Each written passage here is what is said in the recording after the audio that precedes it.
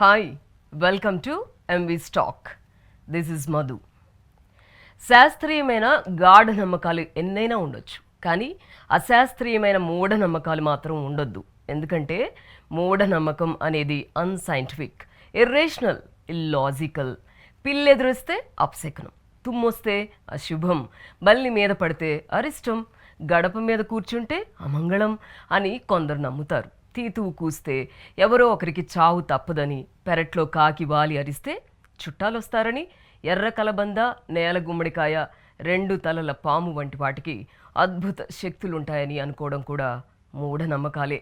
దిష్టి, వారం వర్జ్యం, సంఖ్యాబలం, హస్త సాముద్రికం, జలగండం, శని పట్టడం, పుట్టుమచ్చలు, గ్రహణాలకు సంబంధించి నిరూపణ కాని అనేక అంశాలు సైతం ఈ కోవలోకి వస్తాయి.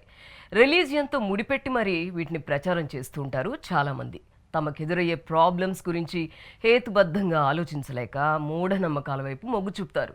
దీనికి అజ్ఞానం, అన్ఎడ్యుకేషన్ తోడైతే ఇక పరాకాష్టే. పూర్వకాలంలో ఎవరో చెప్పిన కొన్ని విషయాలు తదనంతర కాలంలో బేస్లెస్గా కొనసాగడమే విచిత్రం. మూఢనమ్మకాల వల్ల పర్సనల్గానే కాక సొసైటీకి కూడా ఎన్నో రకాల నష్టం జరుగుతుంది. వ్యక్తుల్లోని ఈ వీక్నెస్ని అడ్డం పెట్టుకొని కొందరు లేనిపోని భయాలు కలిగిస్తారు. మంత్రాలు, తాంత్రిక పూజలు, తాయెత్తులంటూ నొల్లేస్తారు. ఆ ట్రాప్లో పడితే ఇక అంతే సంగతులు. విలేజెస్లోనే మూఢనమ్మకాల ప్రభావం అధికం.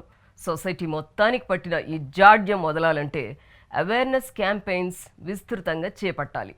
శాస్త్రీయ విద్యా విధానానికి పెద్దపీట వేయాలి. చిన్నప్పటి నుంచే పిల్లలకి రేషనల్ థింకింగ్ అలవాటు చేయాలి. మూఢనమ్మకాలతో మోసాలు చేసేవారిపై కఠిన చర్యలు తీసుకునేలా చట్టాలు చేయాలి. గవర్నమెంట్స్తో పాటు main stream media, social media కూడా మూఢనమ్మకాలకి వ్యతిరేకంగా ప్రచారం చేయాలి. వ్యక్తులుగా మనమందరం ఇందులో పాలు పంచుకోవాలి. అప్పుడు మాత్రమే ఫలితం ఉంటుంది. ఏమంటారు? This is Madhu signing off. Keep watching MV stock.